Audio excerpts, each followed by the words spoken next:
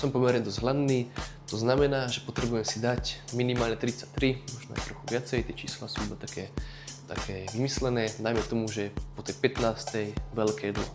3 vajíčka, kotič, zelenina, budú tam len tie bielkoviny, bomba, málo kalórií, veľa bielkovín, teda to už dám 45, vymyslím si.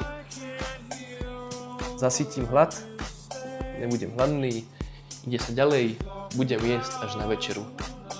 Opäť telo si to načíta bielkoviny a posledné jedlo dňa, mám iba vlastne takto 4 jedlá.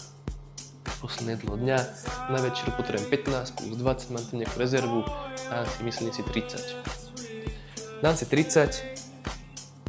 V konečnom dôsledku to, čo moje telo potrebovalo, tých bielkovín, toľko som im mu dal.